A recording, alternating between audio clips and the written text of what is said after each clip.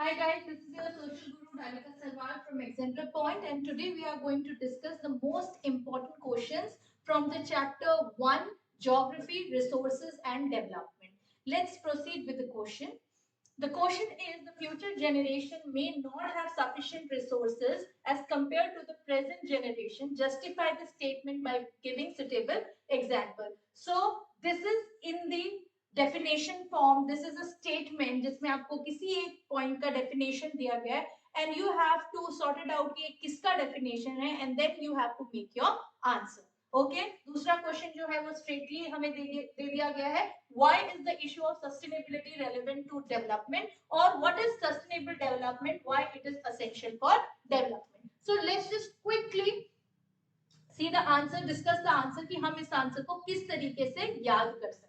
ठीक है, आप लोगों को एनसीईआरटी में, आप लोगों को बहुत सारे रेफरेंस बुक में, आपके पास बहुत सारे नोट्स, बहुत सारे मटेरियल्स होंगे जिसमें आप लोगों को बहुत सारा तामझाम दे रखा होगा. बट यहाँ पे इस लेक्चर में क्या इंपॉर्टेंट है, हमें क्या समझना है कि हमें उसको लंबे टाइम तक कैसे रिटेन करना है. And the point is how to write your answer, है ना. जब आपको एक्चुअली में चीजें याद होंगी तभी आप आंसर को लिख पाएंगे, और जब आप शॉर्टेस्ट वे में उसको याद करेंगे तभी आप जो है उसको लॉन्गर पीरियड ऑफ टाइम के लिए याद रख पाएंगे guys. So this is how you can learn this question. ठीक है, आप अपने आप भी बना सकते हैं, otherwise you can take my notes okay from the Telegram group. So आप यहाँ पे अब देखिए कि हम इसको किस तरीके से याद करें.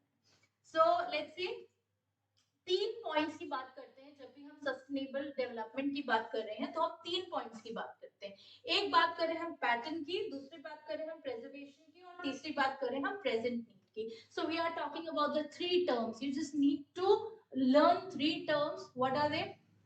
सबसे पहला क्या है? पैटर्न. दूसरा क्या है हमारा? दूसरा है हमारा प्रेजर्वेशन. और तीसरा हमारा क्या है? Present need. ओके, सो याद हो गया क्या है? पैटर्न, प्रेजर्वेशन और प्रेजेंट नीड. अब हमें इसे अपने डेफिनेशन में जल्दी से लाना है. तो देखते हैं हम डेफिनेशन में इसको कैसे लेकर आएंगे. लेकिन उससे पहले हम सस्टेनेबिलिटी के पार्ट्स देख लेते हैं कि सस्टेनेबिलिटी क्या क्या, किस किस पार्ट्स में डिवाइडेड है. ठीक है, सस्टेनेबल डेवलपमेंट का सिंपल सा मीनिंग होता है दैट हमें जो भी रिसोर्सेज हमारे सराउंडिंग्स में है, हमें आज प्रेजेंट यूज उसका करना है, बट उसके साथ साथ हमें उसे फ्यूचर जनरेशन के लिए भी सेव करना है. और ये जो डेवलपमेंट है, ये जो प्रिजर्वेशन है, ये जो हम अपने रिसोर्सेज को बचा रहे हैं, उसके भी 3 तरीके होते हैं गाइस. उसके भी 3 पार्ट्स हैं. सो पहला पार्ट क्या है?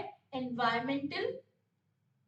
ठीक है, दूसरा पार्ट क्या है आपका? इकोनॉमिक. और तीसरा पार्ट क्या है आपका?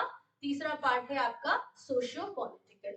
अब ये सारे रिसोर्सेज, जो भी एनवायरमेंटल रिसोर्स है, जो भी इकोनॉमिक रिसोर्स है, या जो भी सोशियो पॉलिटिकल रिसोर्सेज हैं, इन सब को सस्टेनेबिलिटी से यूज करना बहुत इंपॉर्टेंट है. ठीक है, यानी कि फ्यूचर जनरेशन को इस फ्यूचर जनरेशन के लिए इसको प्रिजर्व करना बहुत ज्यादा इंपॉर्टेंट है. अगर हमारे एंसेस्टर्स ये सोचते कि आज हम हैं, आज हम सारा रिसोर्स यूज कर लेते हैं, तो शायद आज के टाइम पे हम ये सारे रिसोर्सेज नहीं देख पाते. सो एग्जैक्टली दैट वे हमें भी अपने फ्यूचर जनरेशंस के लिए इन रिसोर्सेज को क्या करना है? प्रिजर्व करना है. सो लेट्स सी हमने किस तरीके से इसको याद करना है. पैटर्न मैंने आपको बताया था, प्रेजर्वेशन मैंने आपको बताया था, and present. Okay, so 3 terms are there. Now just see the definition.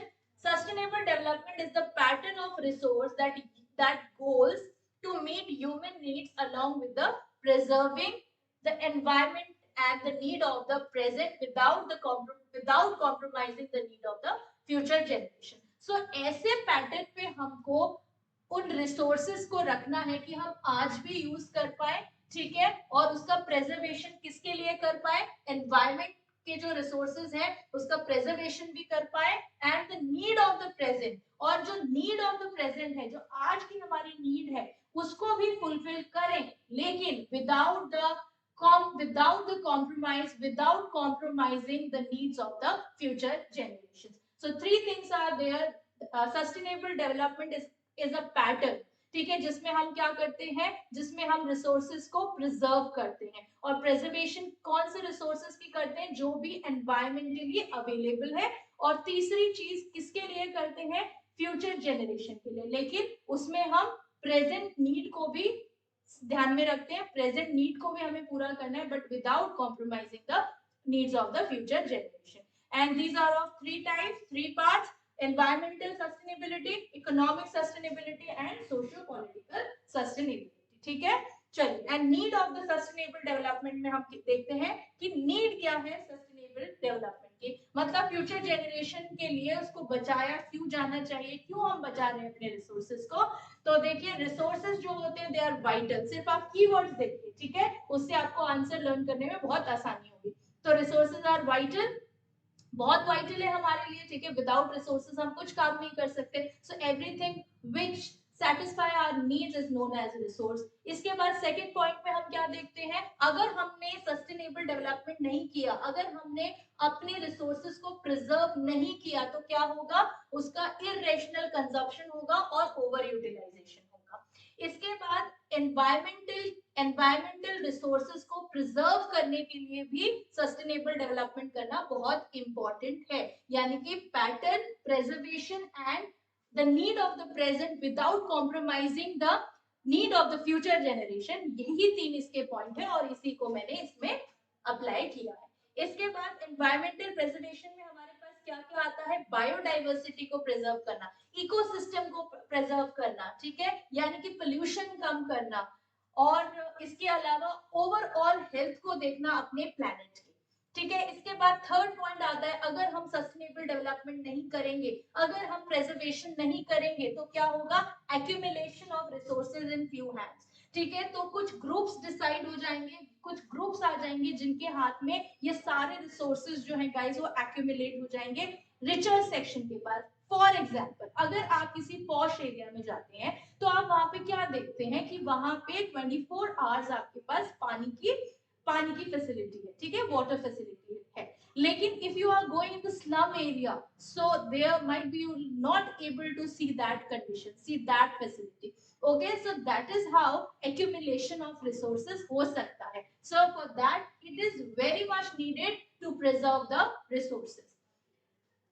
And then indiscriminate exploitation of resources, indiscriminately resources को use किया जाएगा. So irrational consumption, over utilization and indiscriminate exploitation. Irrational consumption का मतलब क्या है कि अंधाधुंध उसको यूज करा जाएगा, जितना है यूज करते जाओ करते जाओ करते जाओ, तो प्रिजर्व ही नहीं कर रहे, उसको यूज करते जा रहे हैं, ठीक है। और इनडिस्क्रिमिनेट एक्सप्लॉयटेशन का मतलब भी उसी की तरह मिलता जुलता है कि हम उन रिसोर्सेज को इतना है कि हम उसको बिना किसी केयर के पागलों की तरह यूज कर रहे हैं, ठीक है, इनडिस्क्रिमिनेटली उसको एक्सप्लॉइट कर रहे हैं, will lead to global ecological crisis। और इसकी वजह से क्या होगा गाइस, इसकी वजह से environmental pollution बढ़ेगा, इसकी वजह से ओजोन लेयर डिप्लीट होगी, इसकी वजह से लैंड की क्वालिटी खत्म होती चली जाएगी और सॉइल की भी क्वालिटी खत्म होती जाएगी। So that is why overall हमें सस्टेनेबल डेवलपमेंट हमारे लिए बहुत ही नीडेड है। अब जब हम इसको रिवाइज करेंगे the need of sustainable development, तो उसमें हम कीवर्ड्स को देखेंगे, रिसोर्सेज आर वाइटल है, इसीलिए उसको बचाना बहुत जरूरी है, ठीक है। इसके बाद हम इसमें देखेंगे irrational consumption and over utilization. अगर हमने सस्टेनेबल डेवलपमेंट नहीं किया तो इरेशनल यूटिलाइजेशन, इरेशनल यूज और ओवर यूटिलाइजेशन इसमें हो सकता है। इसके बाद हम देखते हैं एनवायरमेंटल प्रिजर्वेशन के लिए बहुत इंपॉर्टेंट है। थर्ड पॉइंट में हम देखते हैं, अगर हमने इसको रिजर्व नहीं किया, अगर हमने प्रिजर्व नहीं किया, तो क्या हो जाएगा, एक्यूमुलेशन हो जाएगा of resources in some hands, और दो सेक्शंस क्रिएट हो जाएंगे, हैज एंड हैव नॉट्स, ठीक है। And the last point is, अगर हम इसी तरीके से इनडिस्क्रिमिनेटली यूज करते रहे तो क्या हो जाएगा, ओजोन लेयर डिप्लीट हो जाएगी, ओवरऑल जो हमारा सिस्टम है, एनवायरमेंटल सिस्टम है, उसको बहुत ही हार्म होगा, ठीक है। तो फिर से हमने आउटर कवरिंग को क्रिएट कर दिया है आंसर की, नीड में हमने बुलेट पॉइंट्स डाल दिए हैं और उसके बाद हम उसकी एक्सप्लेनेशन को करेंगे, ठीक है। और अगर कोई आपसे पूछे व्हाट इज सस्टेनेबल डेवलपमेंट, तो there are three things, pattern, preservation and present need, okay, but without compromising the needs of the future generation. That's it guys, इसी तरीके से हमें इसको याद करना है, ठीक है। Thank you so much.